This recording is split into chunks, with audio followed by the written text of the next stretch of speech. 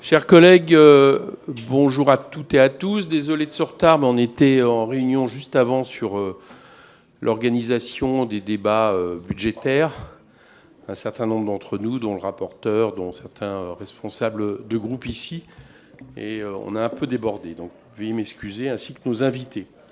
Tout d'abord, je dois vous annoncer la création d'une 6e mission d'information à la suite de la réunion de la bureau de la Commission des finances qui s'est tenue mercredi dernier, 24 janvier. Il s'agit d'une mission relative aux dépenses budgétaires et fiscales en matière de formation professionnelle qui sera rapportée par messieurs Dominique Da Silva et Jean-Marc Tellier. Elle s'ajoute aux 5 missions dont je vous avais déjà annoncé la création juste avant la suspension de fin d'année.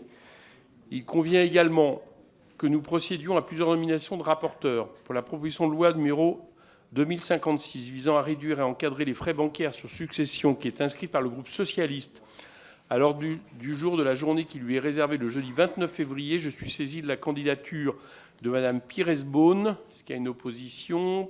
Pas d'opposition, il en est ainsi décidé. La proposition de loi sera examinée en commission mercredi matin 14 février, en même temps que l'autre proposition de loi relevant de notre commission et inscrite à l'ordre du jour de la journée réservée du 29 février, la proposition de loi modifiée par le Sénat en deuxième lecture visant à protéger Électricité France d'un démembrement, pour laquelle je vous rappelle que nous avions déjà un binôme de rapporteurs, messieurs Philippe Brun et Sébastien Jumel.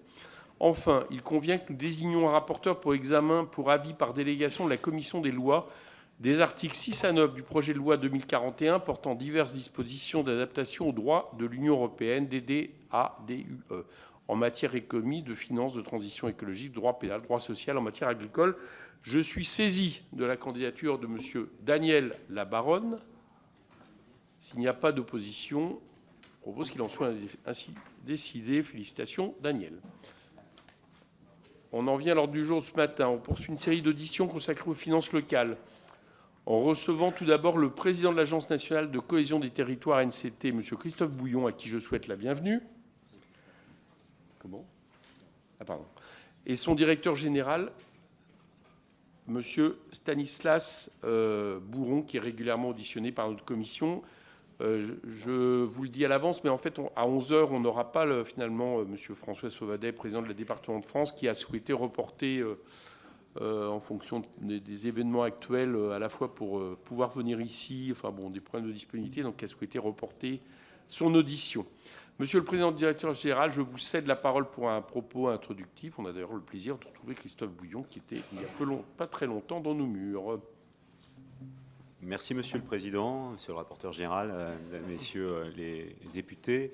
Nous sommes très heureux avec Stanislas Bourron, directeur général de la NCT, d'être présent devant vous pour à la fois évoquer les enjeux, les sujets de l'Agence nationale de cohésion des territoires et répondre bien volontiers aux questions dont vous êtes les porteurs. Alors vous dire d'abord qu'au début, il y a un constat et une demande. Le constat, c'est celui que pour mettre en forme un projet, pour faire éclore une vision, celle d'un élu, il y a un préalable qui est celui de la faisabilité, de l'ingénierie, de la capacité de définir, de préciser, de construire cette vision. Et ce préalable offre la possibilité ensuite de pouvoir chercher, le cas échéant, des financements. Ce constat d'ingénierie renvoie à une demande qui est celle exprimée pendant plusieurs années par beaucoup de collectivités, quelle que soit la taille, d'un besoin très fort d'ingénierie et surtout pour celles des collectivités qui sont parfois les moins dotées, en moyens humains notamment, mais pas seulement, la nécessité de ne pas échapper à la capacité de développer leur territoire par manque tout simplement d'ingénierie. C'est donc ce constat et ce manque qui ont conduit à la création en 2020 de l'Agence nationale de cohésion des territoires, c'est-à-dire de répondre à ce besoin, cette demande forte exprimée d'ingénierie. Elle est née de la fusion de 3 entités qui, dans leur ADN, avaient déjà la question de la cohésion des territoires. Le commissariat général à l'égalité des territoires, qui embarquait notamment ce qui relève de la politique de la ville, les PARICA, qui était un EPIC avec une fonction essentielle, qui était une capacité d'intervention dans des quartiers prioritaires avec des enjeux autour généralement de surfaces commerciales, de zones commerciales, de galeries commerciales. Ce qui vaut que nous sommes aujourd'hui, la NCT, propriétaire d'une cinquantaine de surfaces commerciales dans des quartiers prioritaires. Et l'objectif, c'est de les remettre à flot et ensuite de pouvoir les remettre sur le marché. Et puis la troisième entité, qui a aussi donc l'enjeu essentiel qui est celui de la cohésion des territoires, c'est ce qu'on appelait France numérique, c'est-à-dire qui avait pour mission et a toujours pour mission le plan de déploiement du très haut débit, et également France mobile, le New Deal mobile, tous les enjeux de couverture, mais aussi d'usage à travers les territoires sur la question numérique. À partir de cette fusion, l'agence, pour offrir des moyens d'ingénierie aux collectivités locales et permettre leur développement, porte plusieurs programmes nationaux, territorialisés. Certains préexistaient avant la création de l'agence.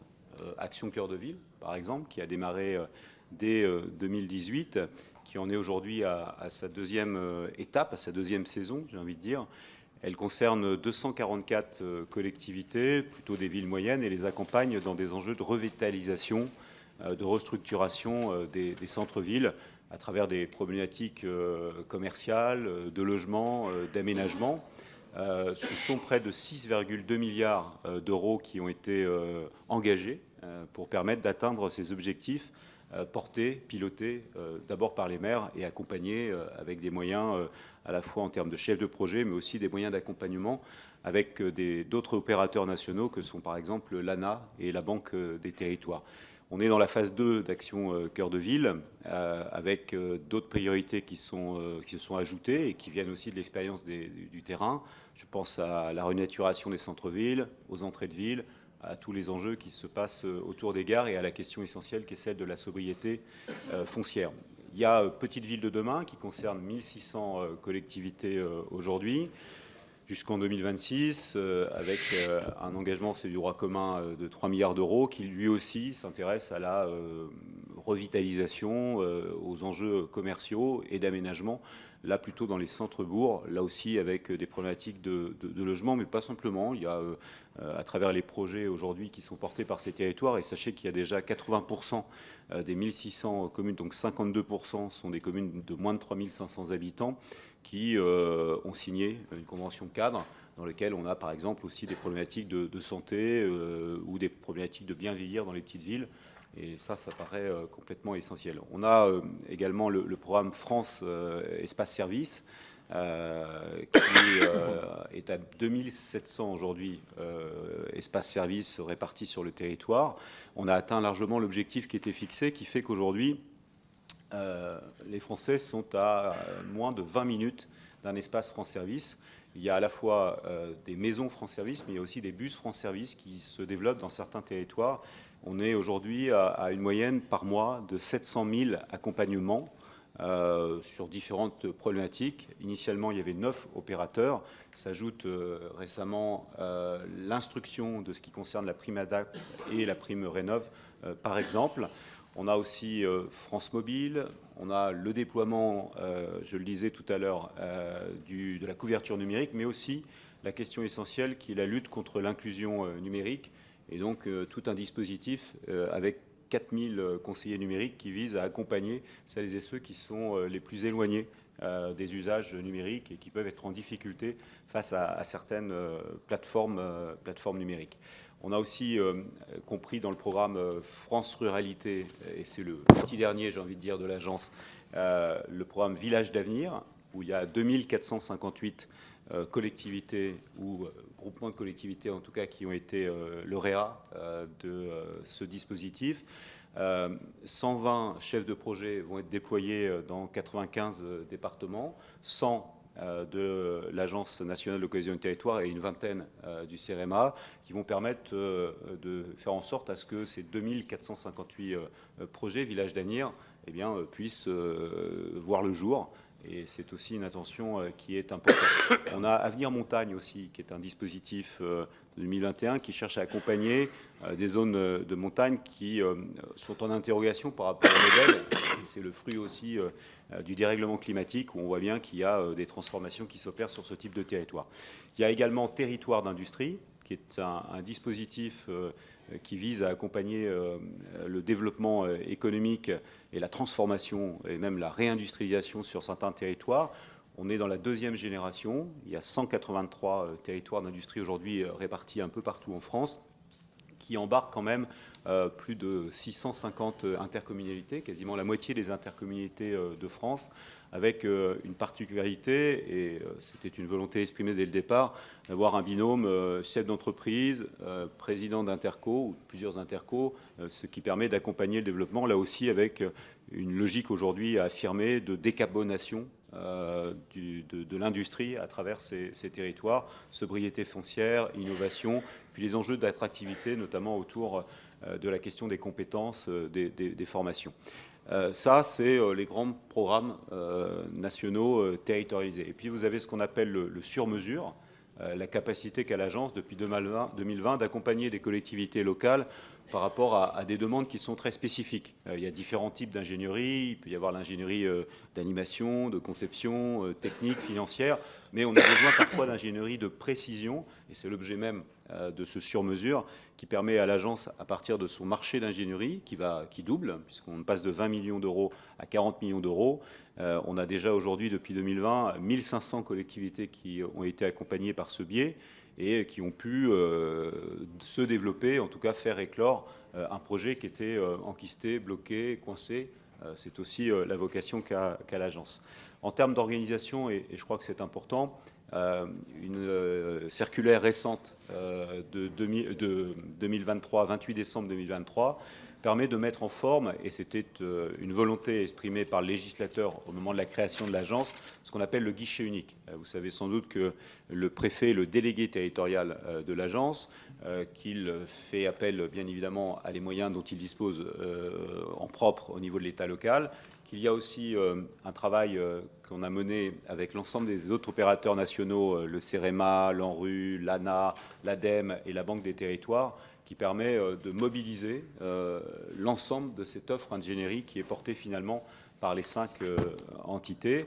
Et puis nous avons des chargés de missions territoriaux de l'agence qui font ce lien permanent entre les territoires et l'agence et qui accompagnent aussi à la fois les services de l'État et les élus dans la meilleure compréhension possible des dispositifs qui sont les nôtres. On souhaite renforcer cette capacité qu'on a finalement à faire en sorte qu'à partir du moment où il y a un élu qui a une vision de développement de son territoire, il puisse trouver la solution à portée de main. Dernier mot pour conclure, toujours en termes d'organisation, et je crois que c'est important, et c'est une spécificité très forte de l'agence, c'est que dans sa gouvernance sont présents l'ensemble des représentants des associations de collectivités. Et d'ailleurs, tous les programmes que j'ai évoqués à l'instant ont été pensés, imaginés, construits en lien avec les collectivités. Territoire d'industrie, je signale le rôle essentiel d'Intercommunalité de France. Petite ville de demain, le rôle de l'Association des petites villes de France. Action Cœur de Ville, le rôle essentiel de Ville-de-France. Village d'avenir, le rôle essentiel de l'Association des maires ruraux de France. Et c'est ainsi qu'on peut non seulement construire, penser au mieux ces programmes, mais aussi les évaluer au fil de l'eau, puisque au sein même du conseil d'administration, par la présence même de ces représentants d'associations, eh ça permet de réorienter, de corriger si nécessaire le tir et d'évaluer au plus juste l'action de l'agence. Voilà, Monsieur le Président, comme point d'introduction, et avec Stanislas Bouron, on se tient à votre disposition pour répondre aux questions. D'accord. Merci. Alors, je vais commencer par mes questions. J'en ai pas mal à vous poser. Si je les retrouve. Oui. Alors, la première, c'est sur la question du niveau très faible des prestations qui est assuré par des effectifs de l'agence elle-même, avec un recours à des marchés qui illustre l'affaiblissement des services de l'État au niveau national dans les territoires par manque croissant de moyens humains et financiers.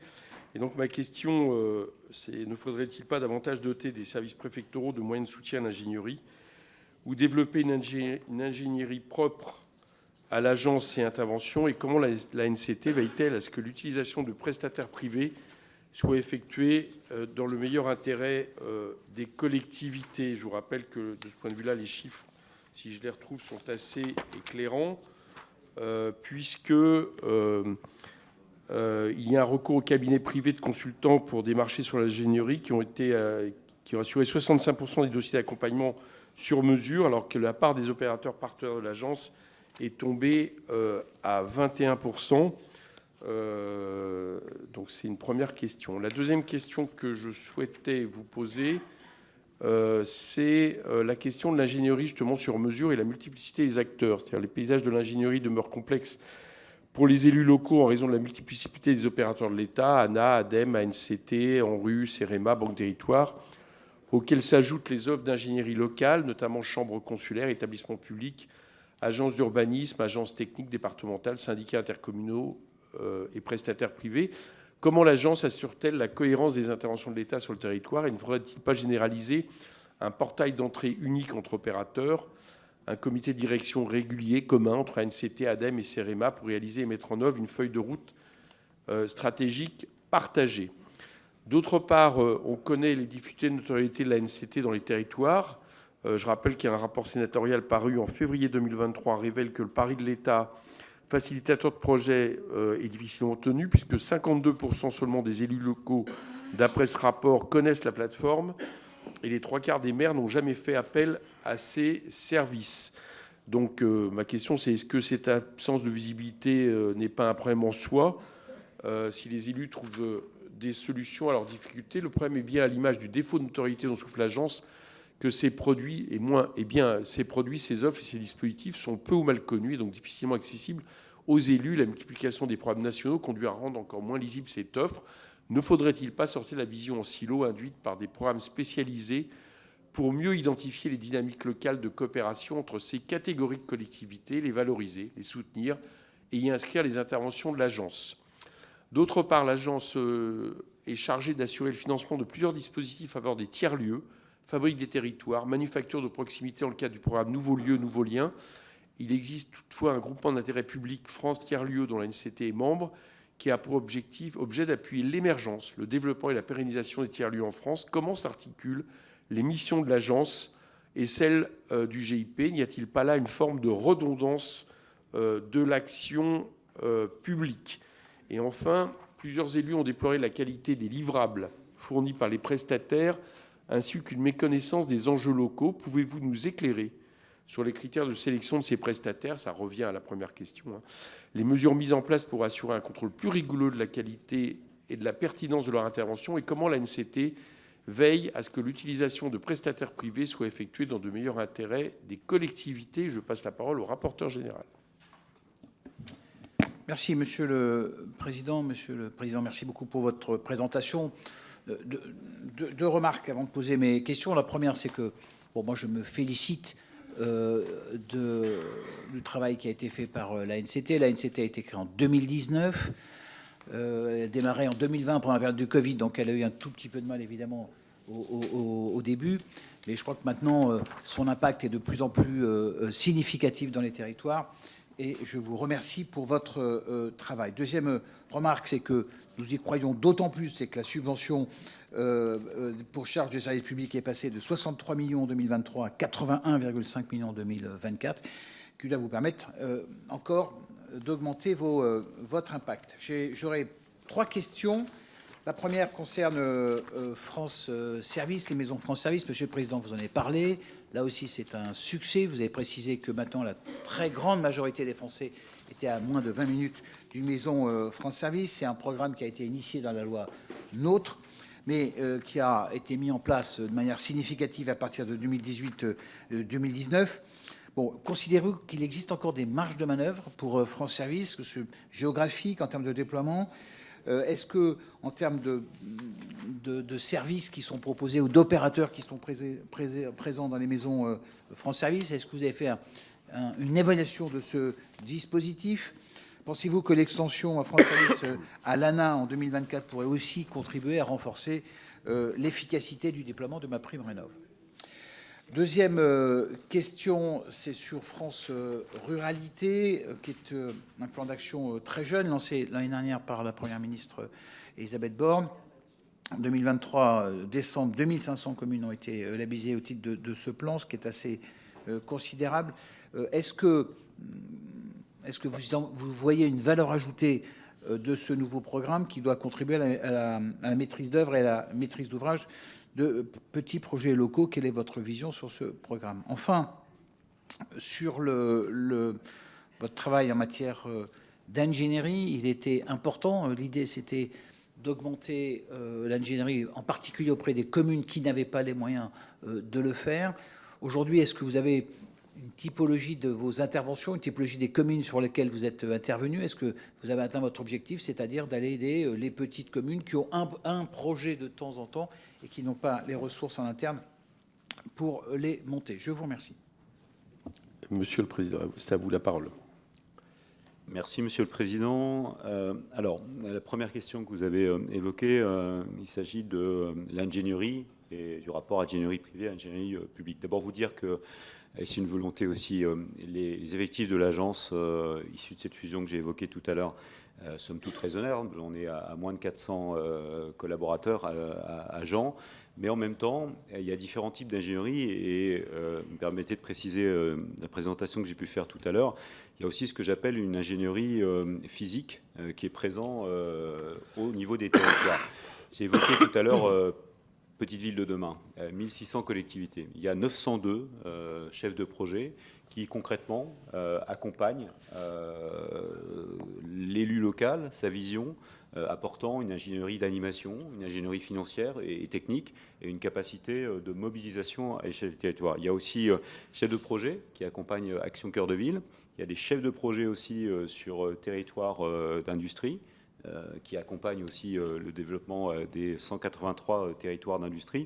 Donc il ne faut pas négliger l'ensemble de ces moyens humains qui sont volontairement adossés au niveau de la collectivité, mais qui sont essentiels aussi dans le développement des projets portés par les collectivités.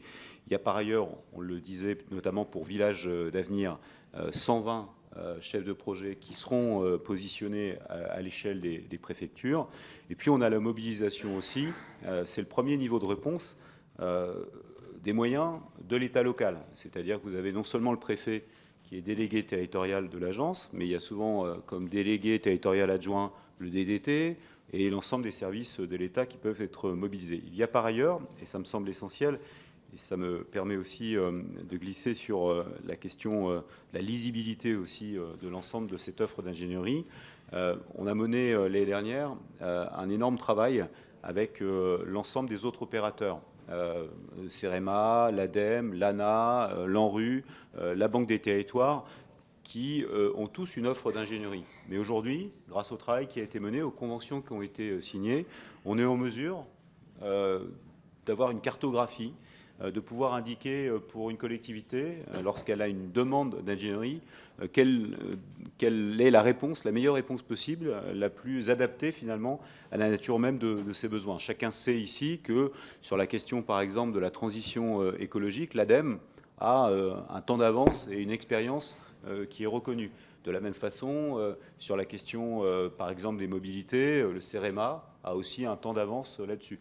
Donc on a cette offre qui est mobilisable aussi comme premier niveau de réponse aux côtés des services de l'État. Et puis ensuite, vous avez raison, Monsieur le Président, il y a aussi une ingénierie qui existe à l'échelle des territoires et avec laquelle nous travaillons. Il y a, vous l'avez cité, les SAUE.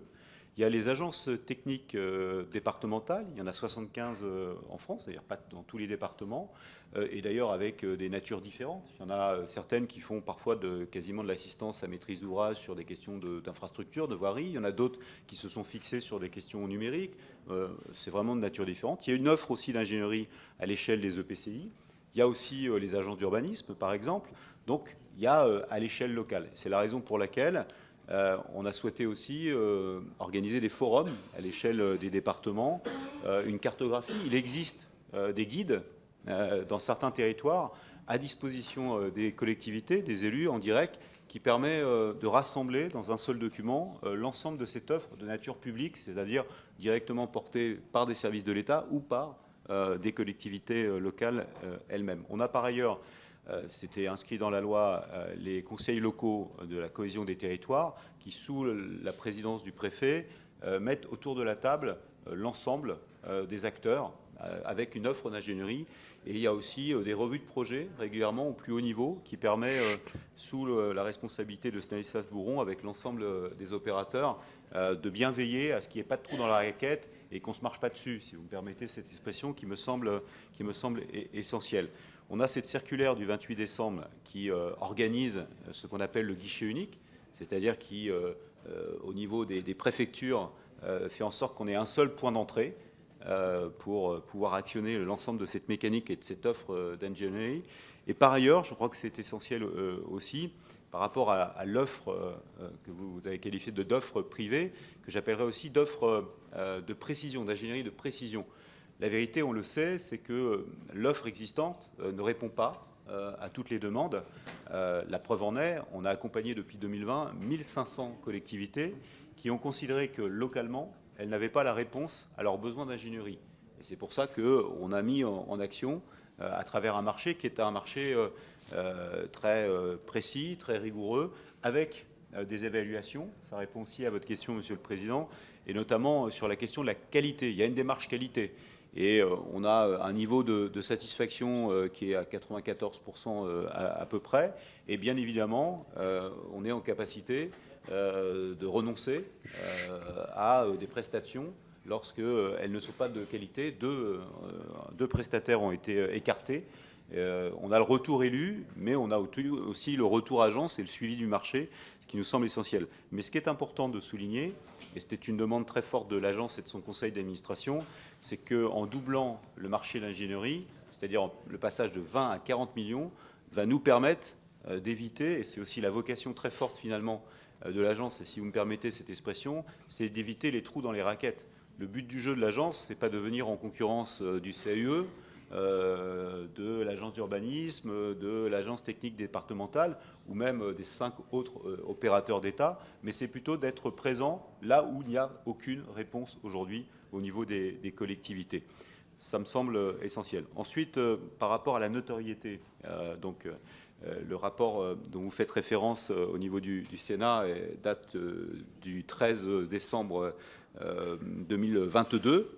Nous sommes arrivés l'un et l'autre, Stanislas le 5 décembre et moi le 13 décembre. C'était donc une sorte de cadeau de bienvenue. Nous avons mis en œuvre d'abord des déplacements. Nous en sommes à une cinquantaine de déplacements partout dans le département. Rencontré un certain nombre d'entre vous avec Stanislas lors de ces déplacements pour justement présenter, incarner aussi cette agence parce que c'est essentiel, et notamment pour répondre, et vous avez parfaitement raison, à ce souci de s'y repérer, de bien comprendre l'ampleur des dispositifs, la capacité qu'on peut avoir à faire appel à ces dispositifs. On a par ailleurs organisé l'ANCT de Tours l'année dernière, 4000 participants, beaucoup d'acteurs de terrain qui ont pu vérifier, j'ai envie de dire, sur place et sur pièce, la capacité qu'a aujourd'hui l'agence de répondre à tout cela. C'est un long travail qui est celui de la notoriété. Ce que j'observe, et Stanislas également, on fait des déplacements ensemble ou séparément, c'est qu'à chaque fois qu'on arrive quelque part, on connaît Action Cœur de Ville, on connaît Petite Ville de demain, on connaît Territoire d'industrie, on connaît les espaces France Service.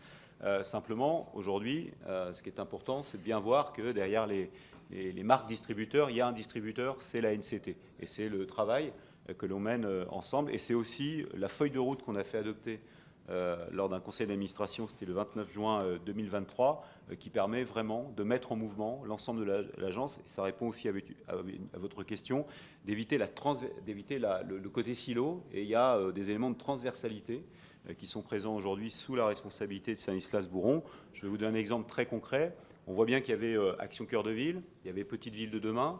Finalement, elle repose du même constat, c'est-à-dire souvent une carence en termes de commerce, un enjeu en termes de logement, de vacances de logement, et donc il y a des passerelles, il y a des ponts évidents. Et bien aujourd'hui, il y a une direction commune de ces deux programmes qui permet qu'en interne, au niveau des services, on voit bien dans la capacité de réponse, dans le retour d'expérience, eh bien on soit en capacité nous-mêmes, à l'intérieur de l'agence, de faire vivre la transversalité.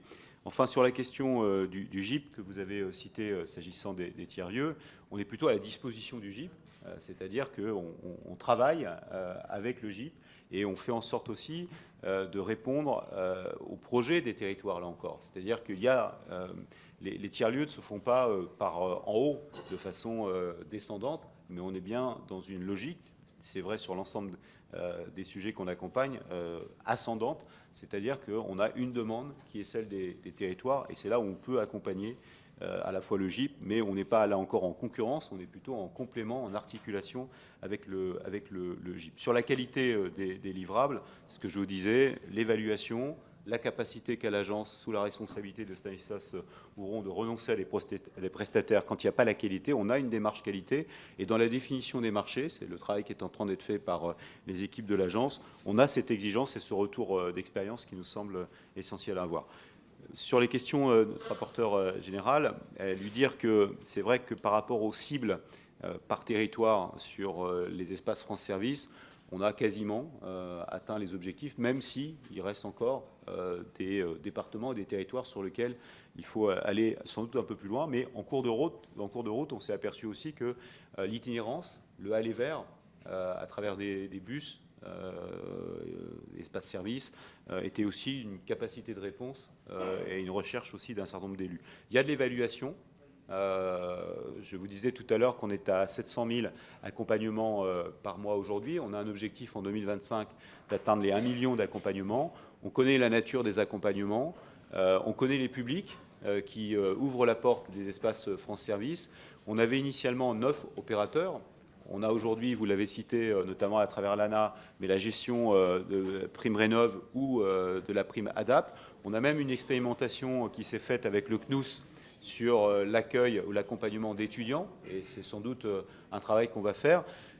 On voit bien qu'on a aussi des enjeux en ce qui concerne le numérique, l'interface numérique. Donc on a vraiment, j'ai envie de dire, au fil de l'eau, au jour le jour, une évaluation précise et essentielle là-dessus. Ce qu'on observe, par exemple, c'est qu'en termes de réponse que doit apporter aux citoyens, notamment sur l'enjeu numérique, et ça renvoie aussi à une autre mission qu'a l'agence qui pilote la démarche ensemble pour le numérique, sur l'inclusion numérique, c'est qu'on voit qu'il y a beaucoup de publics qui ont parfois des difficultés aussi, bien qu'ils aient une adresse Internet, ce sont souvent des publics qui peuvent être très spammés, qui ont des difficultés quand ils ont des démarches administratives qu'on leur adresse. Donc on le voit au fil de l'eau aussi, par le retour qu'on peut avoir, par l'évaluation sérieuse et précise, besoin d'adapter aussi notre propre réponse et d'avoir des modules un peu différents. Vous dire aussi que les conseillers numériques, ou celles et ceux qui sont présents dans les espaces France Service, sont accompagnés. Il y a une animation, il y a une formation. On travaille notamment avec le CNFPT, sur la formation des équipes. Je crois que c'est essentiel, et ce qui se permet aussi par ce retour d'expérience, parce qu'il y a des profils différents qui sont présents dans les espaces France Service, d'être toujours dans la meilleure réponse possible. Sur France Ruralité, sur la question de la valeur ajoutée, alors c'est vrai qu'on est passé de ce qu'on appelait l'agenda rural avec ses 183 items à aujourd'hui France Ruralité, qui est un dispositif, une démarche interministérielle. Il y a des enjeux de santé, des enjeux de logement, des enjeux de mobilité, mais il y a plus spécifiquement Village d'avenir. On vient juste de sélectionner, entre guillemets, à travers le travail qui a été réalisé dans les préfectures, les 2458 villages d'avenir. C'est un peu tôt pour avoir un retour d'expérience, si ce n'est, et c'était une volonté exprimée, qu'on voit bien que ça a permis à des collectivités qui étaient très isolées, moins de 3500 habitants, qui ont fait des réponses par grappe, plusieurs collectivités ensemble, sur des démarches qui peuvent relever du logement, qui peuvent relever de la mobilité, du tourisme, de l'habitat aussi, c'est-à-dire on a des problématiques parfois d'avoir dans des cœurs de bourg un habitat dégradé ou un habitat vide avec des enjeux commerce en pas de porte et logement au-dessus, on ne sait pas comment on peut intervenir, de l'habitat indigne et autres. Donc on voit qu'on a des projets de cette nature et c'est intéressant. En tout cas, il y a une belle mobilisation, une belle compréhension aussi de ce qu'on pourrait faire. Et ça répond aussi à votre question, par la dernière question sur la question des petites communes. Et sachez-le, le président de l'Association des petites villes de France que je suis est très attentif, bien évidemment, au niveau de réponse qu'on doit apporter à ces petites communes. Si on regarde bien les choses, Petite ville de demain, 1600 collectivités, 52% de ces collectivités sont des communes de moins de 3500 habitants. Si je regarde l'accompagnement sur mesure, 1600 collectivités ont été accompagnées, l'essentiel, c'est les communes de moins de 3500 habitants, et elles le sont d'ailleurs de façon gratuite, prise en charge à 100%. Si je regarde territoire d'industrie, ce qu'on ne dit pas souvent, ce sont plusieurs EPCI ensemble. Il y a des collectivités plus petites, parce que, et j'ai pu m'en apercevoir durant toute l'année 2023 à travers les déplacements qu'on a fait, et vous le savez, vous êtes vous-même des porteurs de cela, et je rappelle ce chiffre qui n'est pas souvent cité, mais qu'il faut citer, 70% des emplois industriels sont dans les villes de moins de 20 000 habitants. C'est-à-dire que quand territoire d'industrie, ce n'est pas pour les grosses collectivités, les grosses métropoles. C'est un projet qui embarque des petites villes.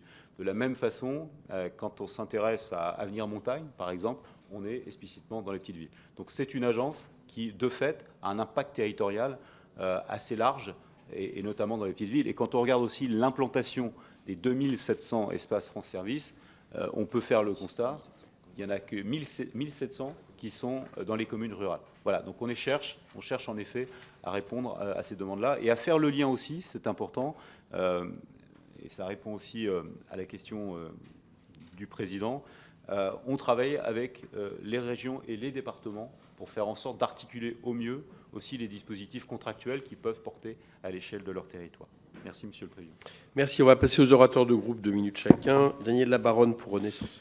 Merci, Monsieur le Président. Merci, Monsieur le Président et Monsieur le Directeur Général de l'ANCT pour votre présentation très complète de l'action de cette agence. J'ai été membre du collectif d'élus qui a travaillé sur l'agenda rural en 2019 et je tiens à saluer l'aide très précieuse apportée par l'ANCT dans la rédaction de notre rapport. Ruralité, une ambition à partager 200 propositions pour l'agenda rural français. L'ANCT a été en charge du suivi, justement, de l'agenda rural. Ma première question, messieurs, pourriez-vous nous faire un bilan qualitatif et quantitatif du déploiement des 181 mesures qui avaient été retenues à l'époque par le Premier ministre Édouard Philippe et qui se prolongent aujourd'hui avec l'acte 2 de l'agenda rural à travers les mesures de France Ruralité? L'ANCT administre un grand nombre de programmes aujourd'hui. Deuxième question, comment évaluez-vous l'efficacité des finances publiques consacrées à ces programmes? Quelle est votre méthodologie? Quels sont vos indicateurs de performance?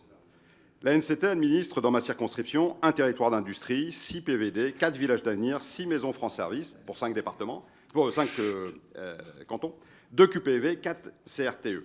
Cette administration peut donner le sentiment quelquefois que vous opérez par silo, par programme et moins en mode transversalité. Vous avez néanmoins évoqué le sujet. Troisième question, comment l'ANCT peut-elle contribuer à donner du sens et de la cohérence à tous ces programmes dans un même territoire? L'ANCT intervient aux côtés d'autres agences, comme l'ADEME, le CEREMA, l'ANRU, l'ANA. Un rapport du Sénat, déjà évoqué, soulignait que les élus ne distinguaient pas toujours la spécificité de l'ANCT. Quatrième question, quelle action avez-vous entrepris depuis pour renforcer la lisibilité de votre action au sein des territoires? Vous avez déjà répondu en partie. Enfin, l'ANCT a été conçue pour simplifier la démarche des élus. Il semblerait que cette promesse de simplification n'ait pas tout à fait été tenue. Cinquième question, quelle est la contribution concrète de l'ANCT à la demande de simplification de nos élus, simplification qui est à présent la feuille de route du gouvernement? Je vous remercie. Il me semble bien que ça me rappelait quelque chose. Mathilde Paris pour Rassemblement national. Le mot simplification, je veux dire. Ah oui.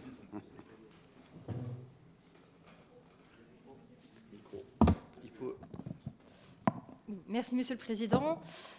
Je tiens d'abord à remercier Monsieur le Président et Monsieur le Directeur Général de l'ANCT pour leur présence avec nous ce matin. Comme ça a été rappelé tout à l'heure, l'ANCT a été créée donc en 2019. Elle était alors chargée donc de déployer des dispositifs d'investissement dans les territoires et d'accompagner les collectivités dans la mise en œuvre de programmes tels qu'Action Cœur de Ville ou Territoire d'Industrie. L'objectif était clair, simplifier les strates administratives, simplifier les relations avec les collectivités. Malheureusement, l'ANCT a largement manqué sa cible et a fait l'objet d'un rapport très critique du Sénat paru en février 2023. Les constats sont alarmants, les élus ne connaissent pas ou peu l'ANCT, ils ont une image floue et brouillée de l'agence, de son offre, de son utilité. Les critiques sont nombreuses concernant notamment les divergences trop fortes entre les attentes des élus et la réalité du terrain, une approche jugée trop descendante et peu attentive aux dynamiques locales et une simplification qui s'est avérée n'être qu'un mirage. À la question connaissez connaissez-vous l'ANCT? Plus de la moitié des élus répondaient par la négative, tandis que 74% reconnaissaient ne pas avoir fait appel à ces services. L'ANCT affirme pourtant jouer un rôle de coordination nationale pour assurer une vision globale et de suivi. Or, la réalité du terrain est tout autre et l'espoir de simplification s'est transformé en un sentiment de complexification. Le guichet unique est jugé insuffisamment opérationnel et les élus estiment que le niveau de financement des projets est inadapté aux besoins réels. Ma question est donc la suivante. Face aux critiques acerbes formulées par les élus dans le rapport sénatorial, comment comptez-vous rapprocher l'agence des élus locaux? Quels changements comptez-vous opérer pour à la fois gagner en efficacité et en lisibilité?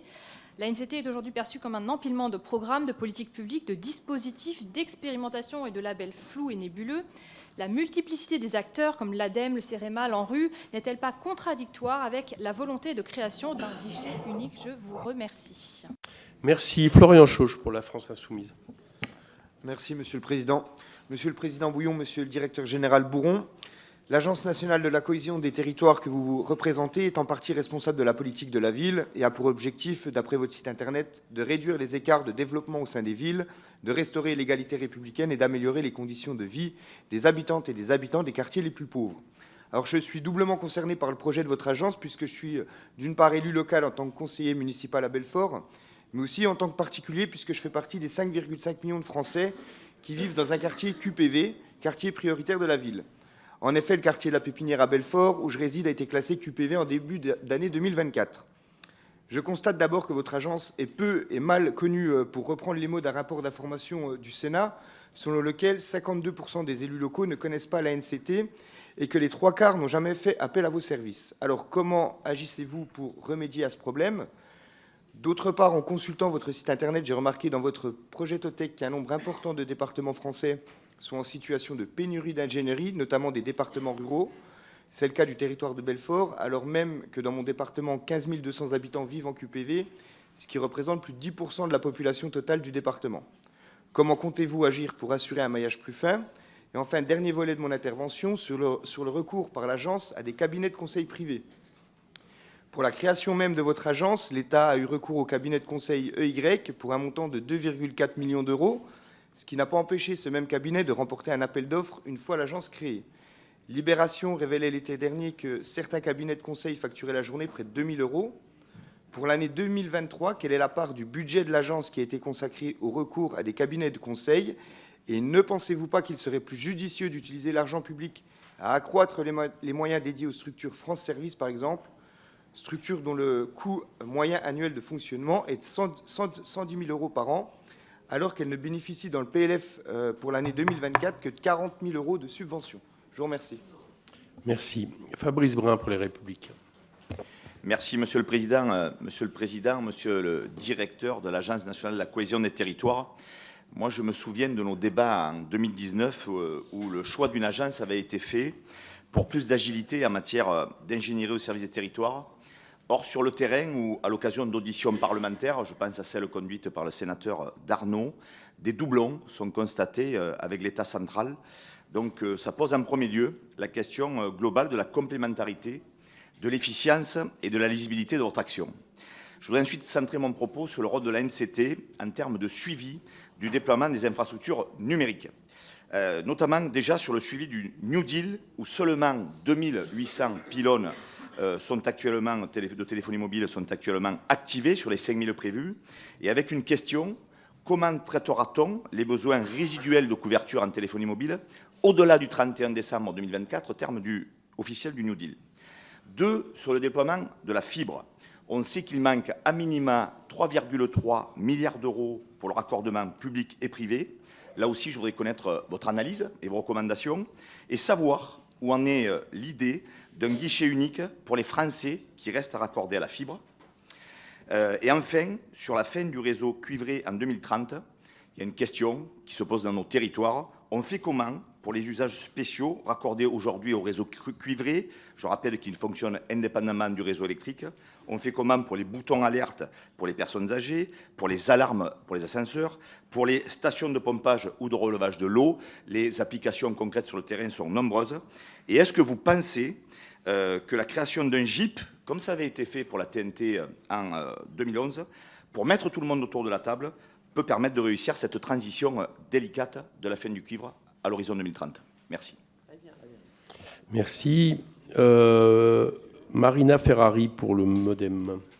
Merci, Monsieur le Président. Alors, mes chers collègues, moi, je vois que le rapport du Sénat est plébiscité.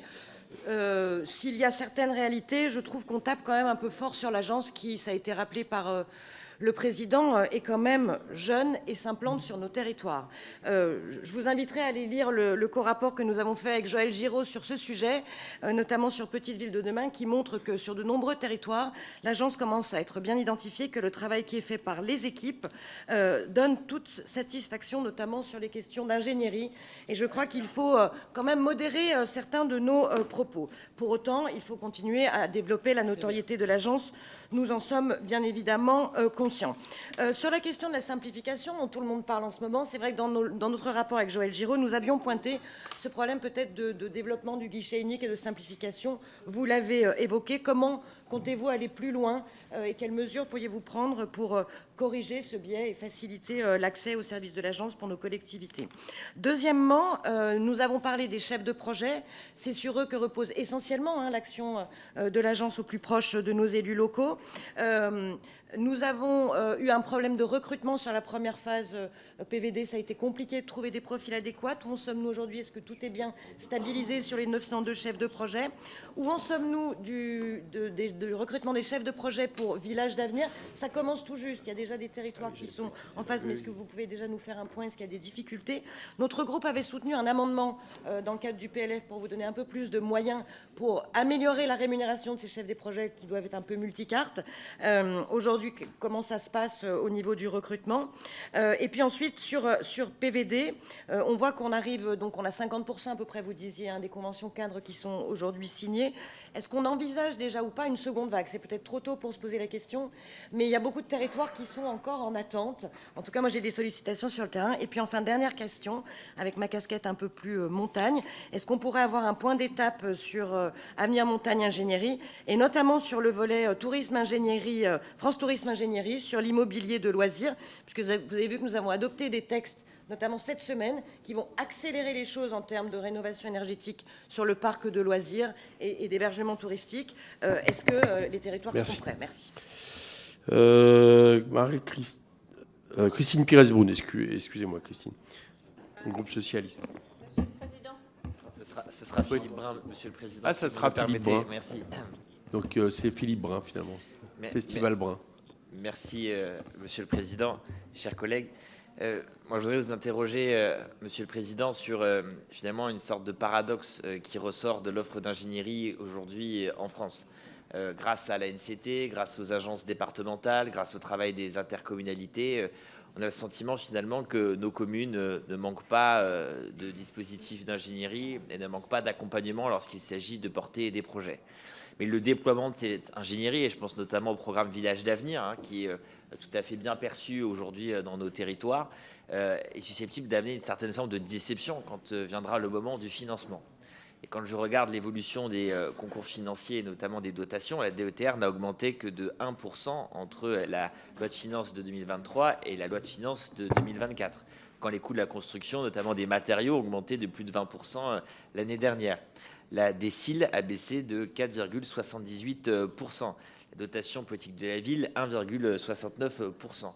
Et dans ces conditions, j'aimerais vous interroger là-dessus, Monsieur le Président, n'y a-t-il pas un paradoxe à toujours plus financer finalement les actions d'ingénierie dont nous avons besoin et moins financer les dotations d'investissement réels qui permettent de faire aboutir ces projets? Merci. Lise Magnier, pour Horizon. Non, c'est pas Lise Magnier non plus. Monsieur Plassard, alors je suis induit en erreur, moi. Ça reste Horizon. Merci, Monsieur le Président, Monsieur le Directeur Général. Merci tout d'abord pour la présentation que vous nous avez faite. Dans la crise sociale et agricole que nous connaissons, de nombreuses critiques s'élèvent à l'encontre de l'Union européenne. Dans ces critiques, les apports de l'Europe, notamment via les fonds européens, sont très souvent occultés. Pourtant, l'enveloppe globale de la France pour la période 2021-2027 s'élève à près de 16 milliards d'euros, dont 9 milliards pour le Fonds européen de développement, 6,7 milliards pour le Fonds social européen, alors que l'enveloppe du Fonds européen dédié à la pêche et à l'aquaculture est de 567 millions, et enfin celle du Fonds pour une transition juste de 1 milliard d'euros. Vous avez eu l'occasion d'affirmer en septembre dernier que les fonds européens sont essentiels à la dynamique des territoires, notamment via la compétitivité économique, la cohésion sociale et l'adaptation des territoires au dérèglement climatique. Pourriez-vous nous donner des exemples concrets de l'action de l'ANCT en relation avec les différents fonds européens, et notamment pour les années 2023-2024, et en faveur de l'agriculture ou aussi de l'aquaculture, particulièrement concernée en Charente-Maritime? Par ailleurs, un séminaire s'est tenu le 19 décembre dernier pour alimenter la réflexion sur les fonds européens pour la période 2028-2034. Pouvez-vous nous dresser un premier bilan et nous dire si des premières priorités ont été dégagées pour cette période, et notamment si la France restera bien dotée en termes de financement? Merci. Merci. Nicolas Sansu pour le groupe GDR. Merci, Monsieur le Président.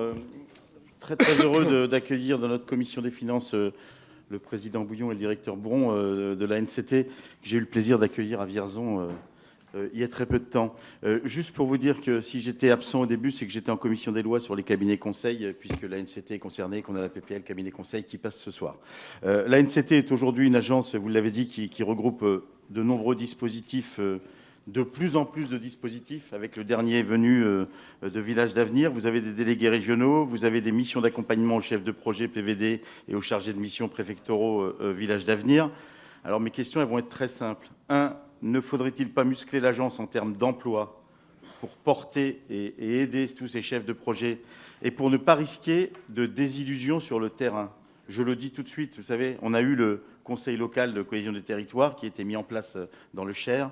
Il y a 26 villages qui ont été pris comme villages d'avenir.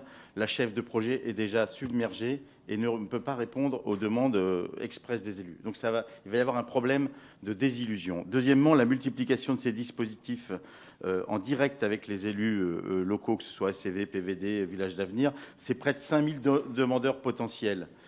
Les 40 millions d'euros d'ingénierie, même s'il y a la subsidiarité, ne vont permettre que 500 études au maximum. Est-ce que vous ne croyez pas qu'il y a là quand même un petit problème, là encore, de risque de déception de nos élus qui ne pourront pas avoir d'ingénierie suffisamment tôt? Enfin, troisièmement, au-delà de l'ingénierie, et je rejoins mon collègue Philippe Brun, n'y a-t-il pas pour l'agence un vrai défi de financement pluriannuel dédié au dispositif, à l'instar de ce qui se fait pour l'ANRU?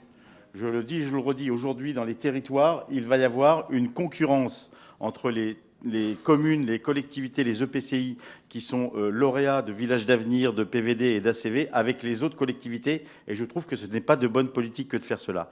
Donc, il faudrait divertir une partie des fonds territoriaux pour les prévoir en fonds dédiés et pluriannuels. Ce serait mieux pour tout le monde. Merci. Michel Castellani pour le LIOT. Oui, merci Président, merci Monsieur le Président et Monsieur le Secrétaire Général. Écoutez, on demeure un peu dubitatif. Merci. On demeure un peu dubitatif devant le nombre, pour ne pas dire la multitude d'organismes qui sont chargés de dynamiser le développement économique en province ou l'aménagement du territoire d'ailleurs. Multitude d'organismes auxquels s'ajoute d'ailleurs un certain nombre de prestataires privés. Alors moi, je suis comme beaucoup de gens ici, j'imagine une administration unique qui fonderait les compétences, qui nous priverait peut-être de ce millefeuille dont je vois mal tout à fait l'opportunité.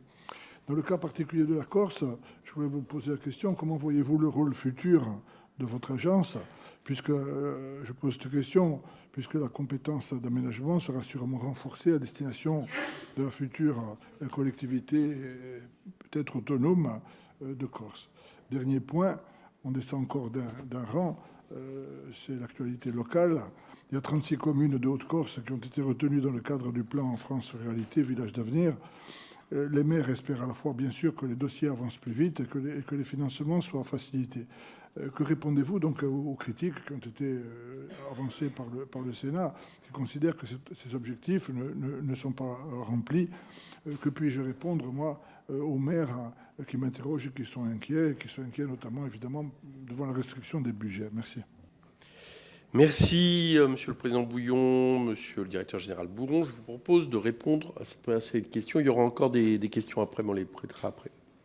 Merci, Monsieur le Président. Alors, il y a plusieurs questions qui ont été posées sur la question des financements. D'abord, la NCT n'est pas une agence de financement. C'est une agence, c'est comme ça que le législateur l'a pensé, qui apporte de l'ingénierie et qui participe par ce biais au développement des territoires. Et c'est essentiel, hein. Pas d'ingénierie, pas de projet financé derrière. C'est une condition nécessaire, mais sans doute pas suffisante. Ce qu'on observe, si on regarde les choses dans le rétroviseur, je citais tout à l'heure Action Cœur de Ville, c'est 6,2 milliards d'euros qui ont été engagés pour permettre aux 244 territoires Action Cœur de Ville de développer des projets de construction de logements, de réhabilitation. Concrètement, on a eu par ce biais 74 000 logements par l'ANA. Action Logement est intervenue. Et on a plus de 725 000 primes rénov qui ont été déployées à l'échelle de ces territoires. Je dis cela pourquoi? Parce que initialement, à la naissance d'Action Cœur de Ville, c'était 5 milliards d'euros qui étaient imaginés. On est arrivé à 6,2 milliards d'euros qui ont été engagés. En ce qui concerne Petite Ville de demain, c'est au moment de sa création, je m'en souviens parfaitement, c'était en 2020, il y avait d'ici 2026 possiblement 3 milliards d'euros qui devaient être engagés. On est au jour d'aujourd'hui à 1,46 milliard d'euros qui ont été engagés. Et on est encore assez loin de la fin de cette première génération, on va dire, de petites villes de demain.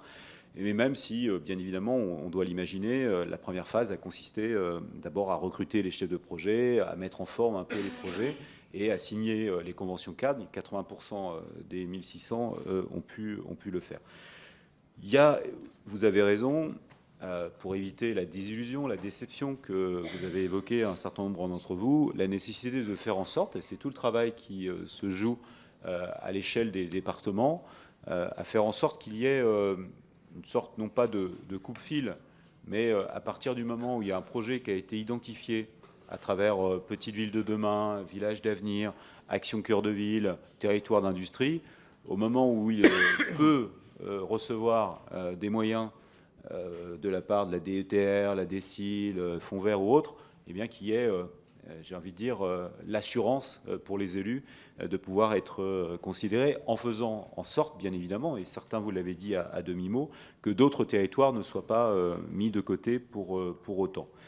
Sachez, et je crois que c'est important, et ça répond aussi à des questions que vous avez soulevées, en ce qui concerne à la fois le marché d'ingénierie et la meilleure réponse à apporter à l'échelle et à la maille des territoires.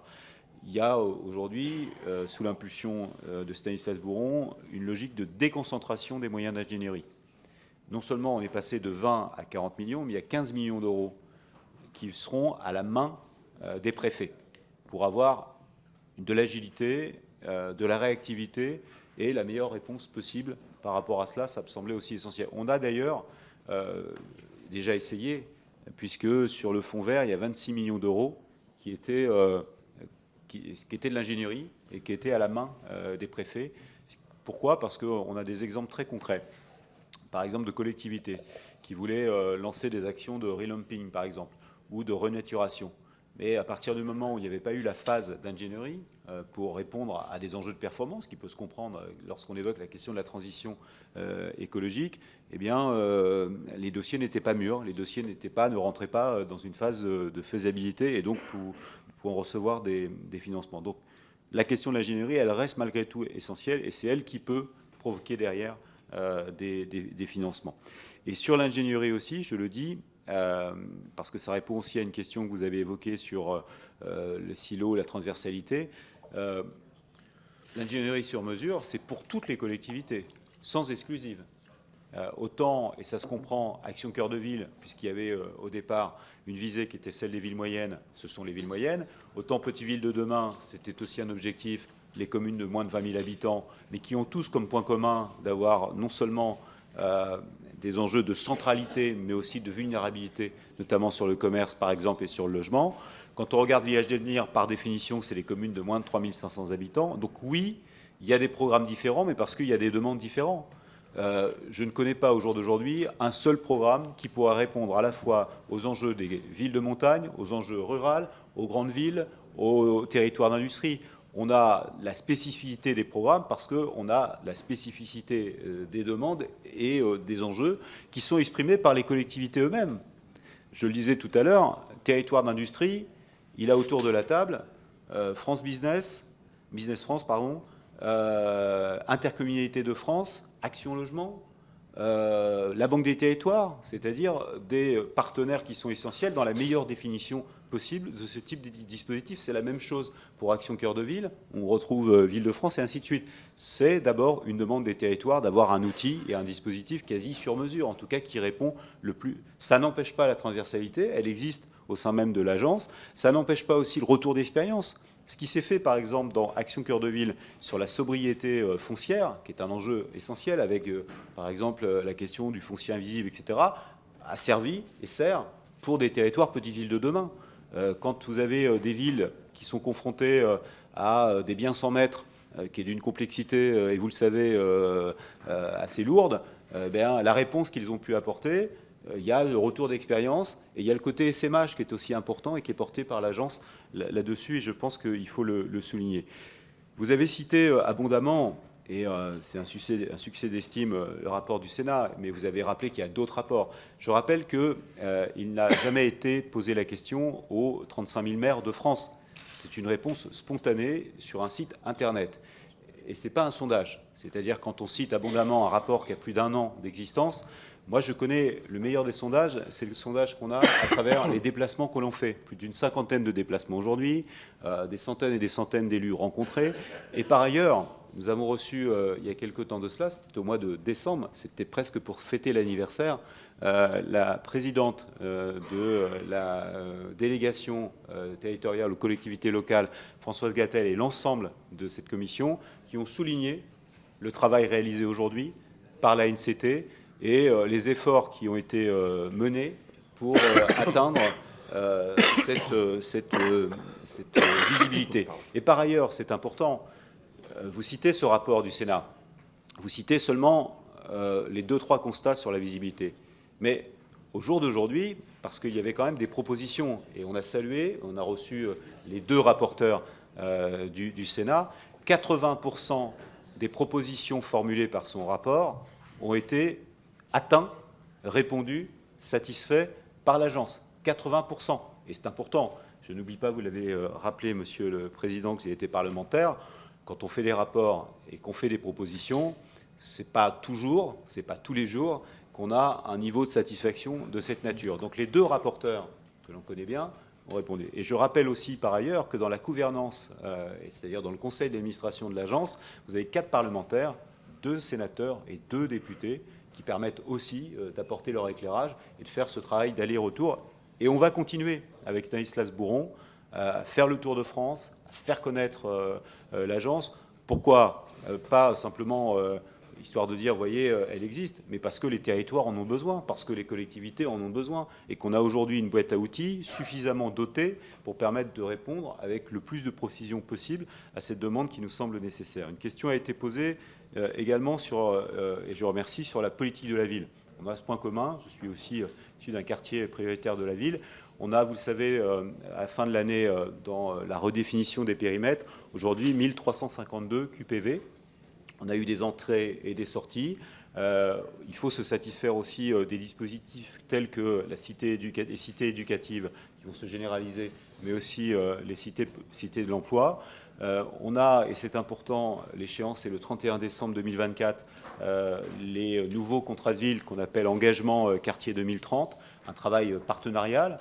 On a, à travers la politique de la ville, un soutien très très fort à travers des milliers et des milliers d'associations qui mènent des actions tous les jours de cohésion sur des approches sportives, culturelles, d'entraide, et qui sont essentielles à l'échelle des quartiers. Mais on doit continuer à aller plus loin. Je rappelle aussi qu'on assure le secrétariat du Conseil national de la ville avec des acteurs majeurs qui apportent leur contribution, et ça nous semble essentiel de continuer à le faire. Et sur le maillage, vous avez cité le territoire de Belfort, il y a eu d'autres territoires qui ont été cités.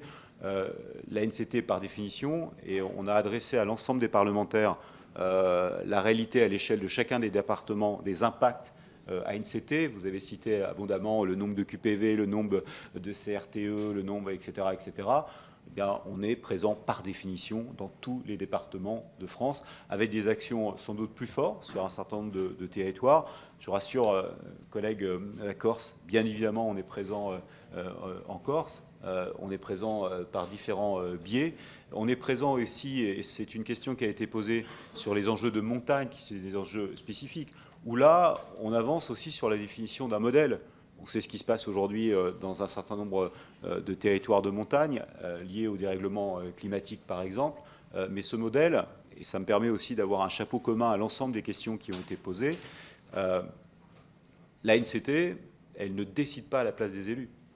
L'ANCT, elle répond, je le dis comme élu local, comme maire, un territoire, une petite commune, elle répond à la demande des élus. C'est-à-dire que sur Avenir Montagne, ce sont les élus qui pensent un modèle, qui ont besoin d'être accompagnés pour vérifier si ce modèle est viable ou pas. Et c'est pareil sur tous les sujets. PVD, Action Cœur de Ville, Territoire d'Industrie, on ne tient pas la main des élus pour écrire leur vision. C'est eux qui ont une vision, et on voit bien que pour faire éclore cette vision, ils ont besoin d'ingénierie. Et ça me semble essentiel. C'est la raison pour laquelle aussi, à partir du moment où sur un territoire, eh bien, on peut pêcher parfois, et c'est là où aussi on a la fabrique prospective, c'est-à-dire qu'on a aussi en notre sein, et je ne l'avais pas cité encore, des démarches qui permettent aussi d'aller un peu plus loin, d'avoir un coup d'avance, d'avoir une réflexion partagée. La fabrique prospective, par exemple, c'est régulièrement entre 8 et 10 collectivités de départements différents qu'on réunit et sur lesquels on a une réflexion. On l'a fait sur bien vieillir dans les petites villes, par exemple. On l'a fait sur des problématiques foncières partagées. Moi, je crois au retour d'expérience des élus. Je crois à cette capacité qu'ont les élus de dire ce qui a bien fonctionné et ce qui n'a pas fonctionné. Et c'est à partir de cette expérience qu'on vise derrière une forme d'essaimage qui nous semble aussi essentielle. Enfin, pour continuer dans les réponses sur l'agenda rural, on nous a demandé de fixer un bilan quelque part. Je rappelais, il y a 181 ou 183 mesures. On avait atteint beaucoup, mais c'est vrai que, et c'est pour ça qu'est né, ça a été annoncé le 15 juin 2023, France Ruralité. On voyait bien qu'on avait un problème parfois de sens, où c'était pas, pour éviter l'effet liste à l'après-vert, on a souhaité, dans l'interministériel, avoir des réponses qui correspondent aujourd'hui aux attentes qui sont revenues du terrain. Et France Ruralité est née de groupes de travail, de réflexions partagées avec beaucoup d'élus, auxquels vous avez participé également, qui a permis de dire qu'il y a un enjeu de santé, il y a un enjeu de logement, il y a un enjeu de mobilité, par exemple, il y a un enjeu de tourisme, etc. Il y a un enjeu de culture, d'accès à la culture, on ne le dit pas suffisamment dans les territoires ruraux également. Et là aussi, je crois que c'est important, on a un certain nombre d'enveloppes qui ont été fixées, indépendamment de Village d'Avenir, sur les mobilités, je crois que c'est 90 millions, sur le logement 60 millions, etc., qui permettent à cette maille-là, en lien avec les ZRR, par ailleurs, avec la nouvelle définition qui a été apportée sur les ZRR. Il y a aussi, dans les territoires ruraux, indépendamment des chefs de projet, etc., ce qu'on appelle les VTA, les volontaires territoriaux d'administration. Il y en a de 600, et je peux vous dire, dans les déplacements que j'ai pu faire, récemment encore dans la Creuse ou dans d'autres départements, pour les collectivités rurales, d'avoir en son sein quelqu'un à disposition, frais moulus au niveau études, frais d'esprit et avec une grande capacité, c'est une aide qui est appréciée et appréciable et qui permet parfois de faire éclore un certain nombre de projets. Il y a aussi les campus connectés dans cette dimension. Là aussi, il y a plutôt un succès qui est plutôt intéressant, me semble-t-il. Enfin, encore une fois, pour préciser en termes d'organisation, je citais tout à l'heure, parce que c'est une question aussi qui est venue des uns et des autres sur la question du guichet unique. On a cette circulaire, elle date seulement du 28 décembre 2023, qui organise, qui formalise, qui demande même de façon, c'est le rôle d'une circulaire, à ce qu'au niveau de l'État local, il n'y ait qu'un seul point d'entrée aujourd'hui pour un maire qui a un projet, qui ne soit pas à courir ou à chercher ou à frapper à toutes les portes. Il y a un seul point d'entrée. Ensuite, il appartient au délégué territorial de l'agence, c'est-à-dire le préfet, d'organiser la meilleure réponse. Et on a par ailleurs renforcé les moyens de ce qu'on appelle les chargés de mission territoriaux, qui dépendent de l'agence, qui sont positionnés dans les régions et plus dans les régions. On a doublé les effectifs et qui font l'aller-retour, auxquels s'ajouteront les 120 chargés de projets répartis dans le cadre notamment de villages d'avenir. Là-dessus, la question a été posée. Sur les 120, on a 70 qui ont été recrutés aujourd'hui. Et donc, on a aussi 62 chefs de projet avec Avenir Montagne Ingénierie. Il y a aussi Avenir Montagne Mobilité. Voilà, donc on a quand même à l'État, au niveau local, à la maille locale, un certain nombre de moyens qui sont mis à disposition. Ça nous paraît essentiel. Et puis, enfin, pour terminer cette première salve de questions, je remercie aussi le rapporteur budgétaire sur l'agence Sir Nicolas. Muscler l'agence, je ne savais pas qu'on apparaissait un peu frêle, mais en tout cas, c'est toujours bienvenu. Et en tout cas, je remercie le Parlement d'avoir accepté qu'on puisse passer de 20 millions en termes de moyens d'ingénierie. Mais je crois, et c'est ça qui est important, ne l'oubliez pas, quand à un moment ou un autre, on conventionne par exemple avec le CEREMA, c'est-à-dire qu'on peut bénéficier aussi des 2600 collaborateurs du CEREMA. Quand on conventionne avec la Banque des Territoires, on peut bénéficier de l'ensemble des collaborateurs. En fait, c'est ça la force de frappe, c'est ça la réponse. Ce n'est pas une réponse unique avec un mastodon, c'est la capacité de mobilisation en évitant de se marcher dessus, et c'est ce qu'on a fait à travers les conventions qu'on a établies avec les 5 opérateurs, et c'est ça qui nous donnera sans doute plus de visibilité, plus de moyens. Il y avait une question sur l'Europe, et dire d'abord que ça ne relève pas des compétences de l'agent que de gérer les fonds européens, si ce n'est, et c'est peu connu, que l'agence est autorité coordinatrice des fonds européens, et qu'elle pilote et anime notamment un dispositif qui est Urbact, qui concerne plutôt les grandes villes, non pas la ruralité, mais on pourra relayer la question, mais ça ne relève pas explicitement des compétences de l'agence, même si elle est autorité organisatrice, et elle s'est même occupée à un moment ou à un autre de l'après-Brexit, etc., sur une partie.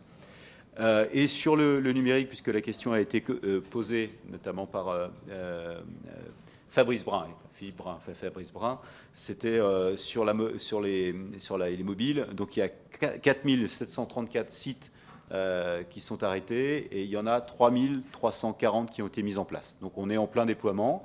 On n'oublie pas les échéances, on suit une trajectoire. Notamment, il y a une échéance 2025 qu'on a dans nos viseurs, et notamment sur la question de la couverture numérique, pour le coup. Sur la question de la fibre qui ne relève pas des compétences de l'agence, il y a une responsabilité aussi de l'opérateur historique. Il y a la loi, d'ailleurs, qui fixe un engagement. Et sur le cuivre, je parle. Et donc, on a sur la fibre 20 départements qui ont fini le déploiement, et on a 27 millions de locaux éligibles, raccordés à la fibre, éligibles en 6 ans. Donc, on est en plein déploiement, à marche forcée, mais en même temps, on prend aussi la question des usages et donc de l'inclusion numérique qui nous semble essentielle. Parce que quand on aura répondu à la question de la couverture, qui est essentielle en termes de cohésion des territoires, si derrière on est absent, on ne dit rien ou on ne fait rien sur les usages, on ne sera pas encore dans la satisfaction de la cohésion sociale et qui participe à la cohésion territoriale. Voilà, Monsieur le Président. Merci. On va passer aux questions supplémentaires, 1 minute chacun. Charles Steenstool. Il est parti. Marie-Christine Dalloz. Merci, Monsieur le Président, Monsieur le Directeur. Premièrement, vous avez parlé tout à l'heure, donc vous avez été créé en 2019, l'ANCT. Vous avez aujourd'hui 400 collaborateurs. Quelles sont les perspectives en matière d'évolution du nombre de collaborateurs, premièrement? Et deuxièmement, quelle est la répartition géographique de l'ensemble de vos 400 collaborateurs à ce jour? Sur l'ensemble des dispositifs, moi j'entends bien, alors j'ai recensé Action Cœur de Ville, Petite Ville de demain, Territoire d'industrie, Plan Avenir Montagne. J'ai des territoires, dans mon territoire, dans le Haut-Jura, il y a une ville qui coche pratiquement qui a tous les dispositifs. Sauf qu'elle n'a pas le premier euro pour mettre en termes d'investissement. Comment on procède quand il y a une telle difficulté? C'est-à-dire, vous êtes labellisé, mais vous n'avez pas la possibilité, parce que financièrement, elle est exsangue, elle ne peut pas mettre de moyens pour développer quelque chose. Qu'est-ce que vous faites dans ce cas-là? Merci. Fabien Di Filippo. Oui, merci beaucoup. Beaucoup de mes collègues s'interrogent effectivement aujourd'hui sur le rapport entre le niveau d'ingénierie, bonjour et merci beaucoup, Monsieur le Président, Monsieur le Directeur. Le niveau d'ingénierie et le niveau des aides distribuées avec des proportions qui peuvent paraître relativement importantes pour l'ingénierie. Vous avez mis en avant aussi de potentiels effets de levier avec les fonds européens. Est-ce que vous arriveriez à les quantifier tout simplement sur les dispositifs que ma collègue évoquait par exemple, de manière à nous rassurer sur vraiment les proportions très importantes que prend la place de l'ingénierie et des recrutements parfois obligatoires dans certaines collectivités pour avoir le droit de bénéficier de certains dispositifs et qui peuvent être vécus comme une mise sous tutelle. Voilà, merci beaucoup. Pierre Cordier. Merci Monsieur le Président, Monsieur le Directeur. Assez rapidement, je ne doute tout d'abord absolument pas de votre volonté de bien faire dans le cadre des missions qui sont les vôtres au sein de la NCT. Simplement, on s'interroge effectivement sur la complexité des dispositifs qui existent aujourd'hui, notamment pour les élus locaux qui ont du mal, je dois bien vous le dire, sur le terrain, et c'est le cas dans mon département des Ardennes, de s'y retrouver dans le cadre de tous les dispositifs qui existent. Et même dans les préfectures, Monsieur le Président, certains fonctionnaires ont du mal eux-mêmes aussi à s'y retrouver. Donc je voulais vous en faire part. À la création de la NCT avait été évoqué aussi les frais de fonctionnement de la structure. Je voudrais que vous nous fassiez part du montant de votre budget annuel en termes de fonctionnement par rapport à vos personnels, etc. Et puis, vous demandez aussi, concernant la politique de la ville, s'il est prévu de revoir cette carte qui avait été revue par Myriam El Khomri, alors ministre de la Ville, qui avait fait passer des quartiers politiques prioritaires en veille active. Je voulais savoir ce qu'il en était à ce sujet. Je vous remercie. Magnanime, juste un rebond de 20 secondes de Fabrice Brun, parce que normalement je ne le fais pas. Merci, Monsieur le Président. Non, juste, vous êtes l'Agence nationale de cohésion des territoires. Le numérique, c'est un vecteur de cohésion très important. Moi, je suis très marqué quand on aborde la question de la fin du réseau cuivré en 2030, du peu d'intérêt ou du peu de travail qui est fait, alors pas uniquement par la NCT, par tous les opérateurs. C'est quelque chose dont on parle très peu au plus haut niveau de l'État, et je souhaiterais vraiment que ça devienne une préoccupation. Et à ce titre, je rebondis, puisque je suis coprésident du groupe sur la ruralité à l'Assemblée nationale. J'espère qu'on aura l'occasion de vous auditionner dans ce cadre, avec les 150 députés membres du groupe, et notamment de développer ce sujet. Merci. Voilà, sujet d'ailleurs, je réfléchis, je proposerai au groupe de faire une audition sur les questions d'agriculture, liées aux questions financières et fiscales notamment. Je pense que ce ne serait pas inintéressant. On continue. Christine Pires-Beaune. Oui, merci Monsieur le Président. Merci Monsieur le Président de la NCT. Merci Monsieur Bourron pour ce rappel salutaire sur le rôle et les missions de la NCT.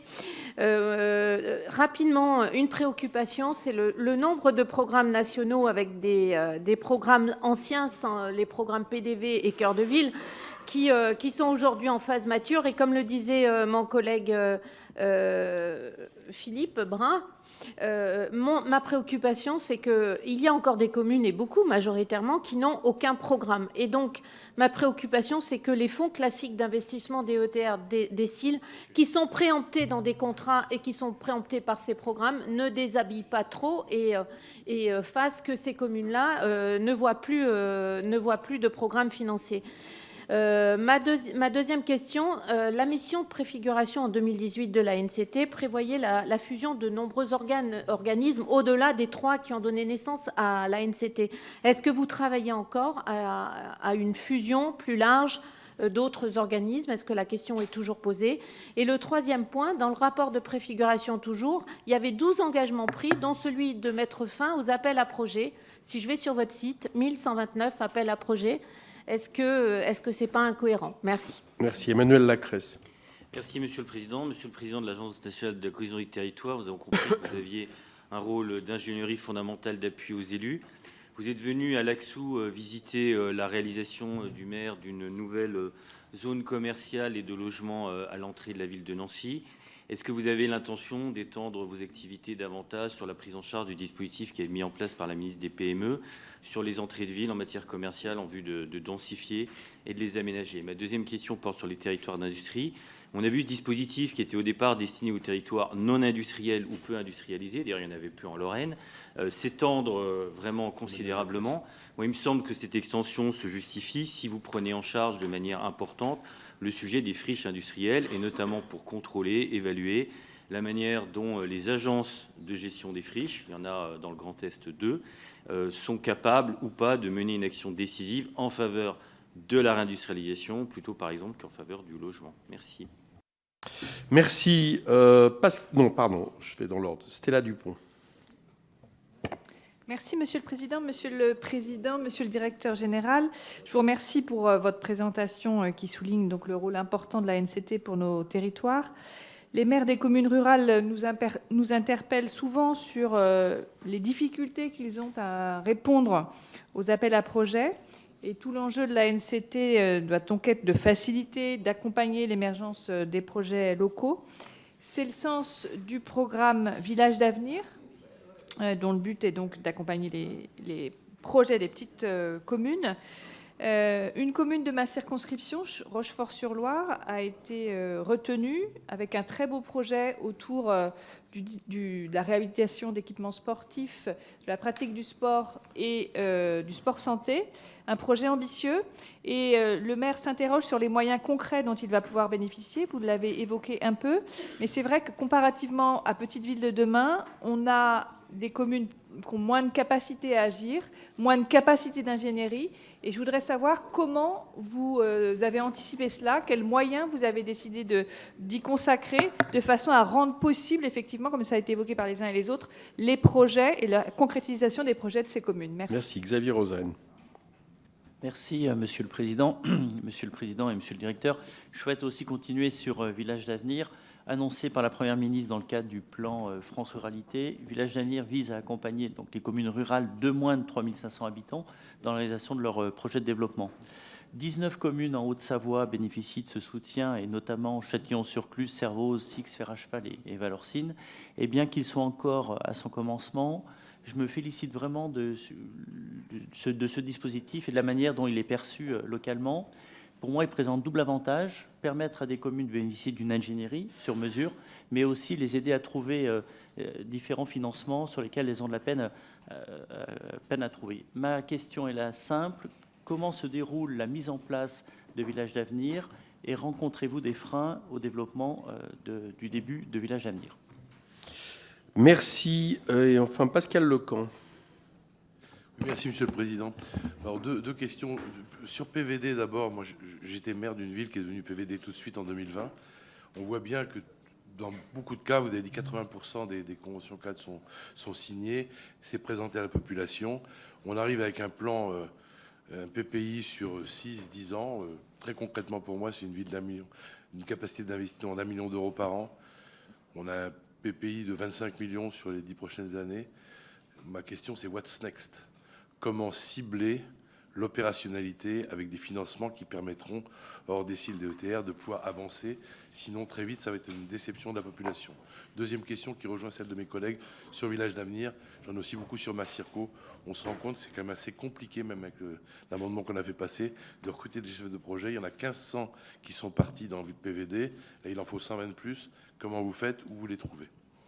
D'autres questions? Pas d'autres questions, moi.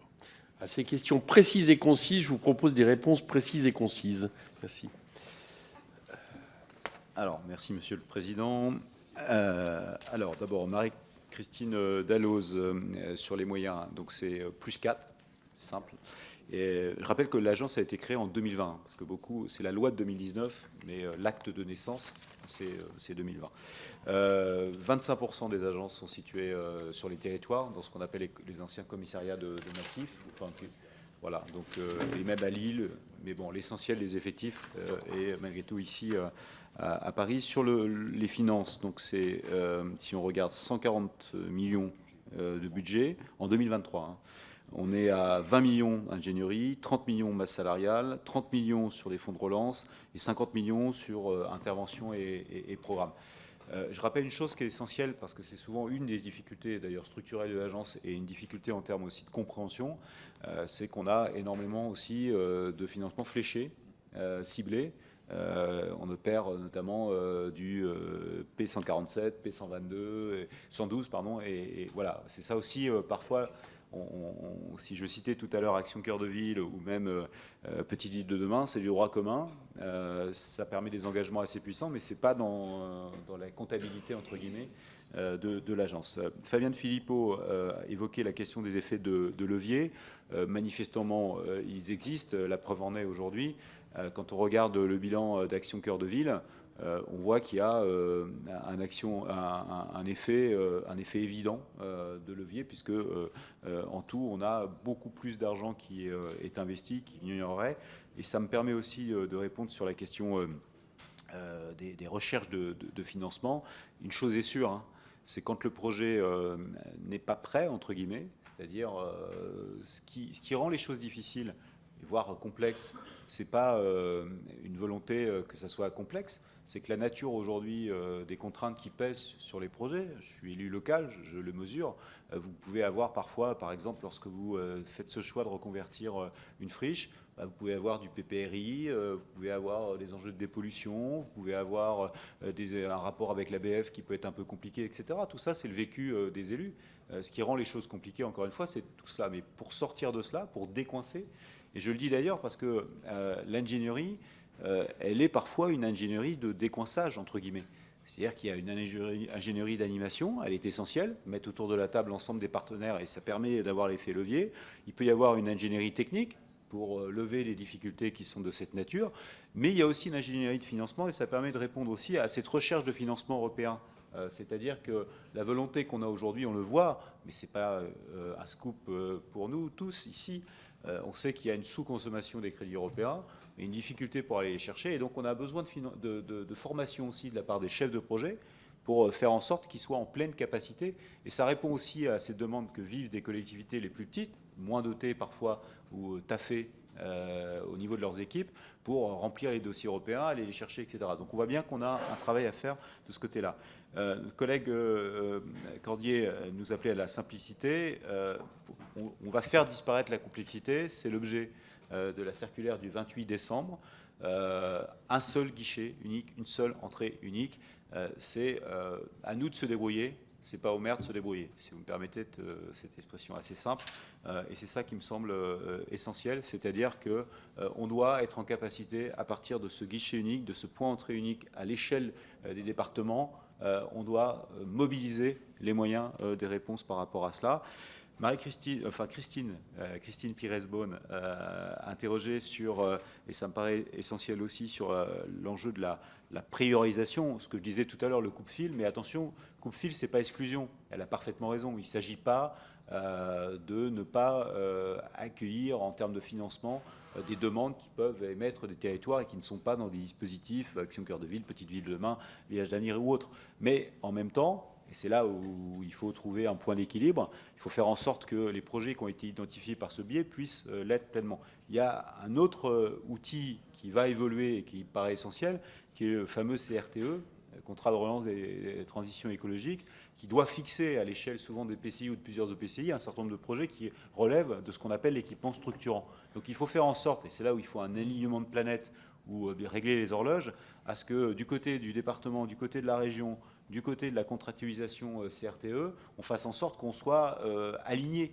La pire des choses, c'est quoi? C'est d'avoir un écart entre quelque chose qui est ressenti par une commune, petite ou pas, comme étant essentiel pour elle, mais qui ne se retrouve pas dans l'ensemble des contractualisations qui sont par ailleurs organisées. Et on a un vrai travail à faire là-dessus. Sur le périmètre et sur la fusion, entendons-nous, moi je ne crois pas à la théorie du mastodonte. Et ça serait d'ailleurs contradictoire. On ne peut pas demander plus d'agilité, plus de réactivité, de mettre en œuvre le guichet unique et imaginer un molosse qui rassemblerait toutes les agences qui existent.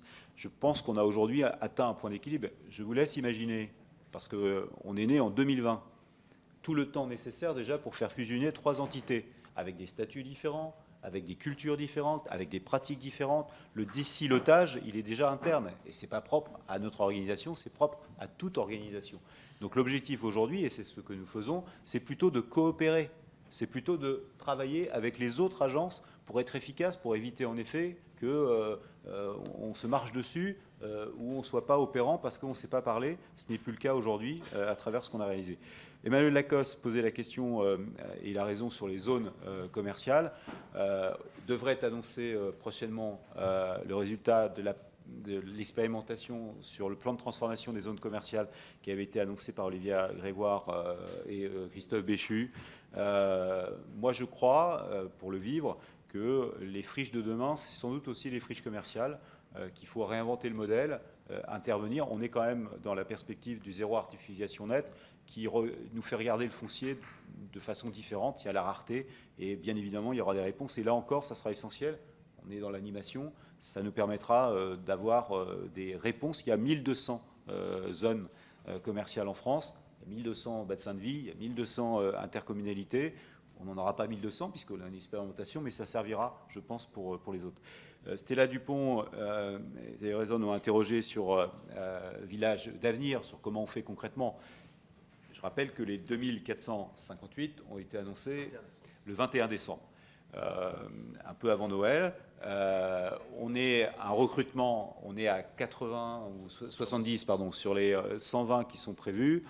Tout ça est en train de s'installer. On regarde par contre, on a déjà une idée de la nature des projets. Objectivement, il y a des projets, et je le dis d'ailleurs, qui ne relèvent pas simplement du financement. On a aujourd'hui des projets qui n'aboutissent pas tout simplement parce qu'ils sont coincés pour des enjeux juridiques, de technique, et pas simplement de financement. Et c'est ça aussi qu'on observe parfois, la capacité qu'on peut avoir à, encore une fois j'utilise ce mot à dessein, à décoincer des choses, et il y a dans Village d'avenir des choses qui relèvent de ça. Je salue la priorité que vous avez affichée sur sport santé.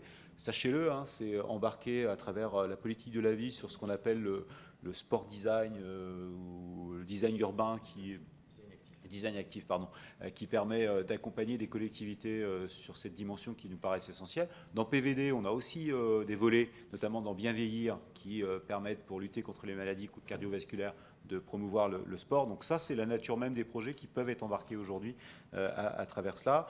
Donc Village d'avenir, c'est lancé, et on aura l'occasion de faire le bilan, mais c'est un peu tôt.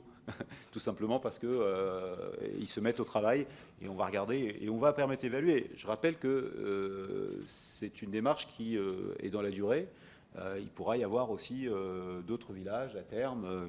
Parce qu'à partir du moment où il y a un village qui est satisfait dans sa demande, ça donne du temps au chef de projet pour, pourquoi pas, accompagner un autre village. Et enfin, il y a une question sur l'attractivité des chefs de projet. C'est vrai que ce n'est pas évident de recruter comme ça. On l'a fait sur Petite Ville de demain. On a évalué, d'ailleurs, on a un retour là-dessus. Il y a eu très peu d'abandon de postes sur Petite Ville de demain. On a les mêmes problèmes d'attractivité qu'on a aujourd'hui dans la fonction publique d'État, la fonction publique territoriale. En tant que président de l'Association des petites villes de France, je peux vous dire la difficulté de l'ensemble de mes collègues élus aujourd'hui de recruter. La difficulté souvent, c'est qu'on voit que sur un projet qui évolue avec le temps, on passe souvent d'une compétence ou d'un profil animation, chargé de mission de développement, à tout d'un coup aller chercher des financements qui n'est pas du tout le même métier. Et c'est ça la difficulté, et c'est pour ça qu'on fait de la formation et qu'il y a parfois un renouvellement qui paraît naturel. C'est pas les mêmes métiers quelque part. Donc vous voyez, ça bouge un peu, mais malgré tout, on a. Et puis on permet aussi de créer des métiers demain qui sont utiles par les collectivités. Moi, j'ai plein d'exemples, et je terminerai là-dessus, Monsieur le Président, en essayant d'avoir répondu à votre demande de sobriété dans la parole cette fois-ci, on a des profils qui restent dans les collectivités locales. Moi, j'ai des exemples de VTA qui ont commencé comme VTA dans une collectivité et qu'ils ont été recrutés. J'ai la même chose sur des chefs de projet PVD qui sont devenus des GA ou autres. Donc voilà, ça offre aussi un vivier pour les collectivités et je peux vous dire que c'est quand même assez utile là-dessus. Merci en tout cas de vos questions. Et on se tient à votre disposition. Oui.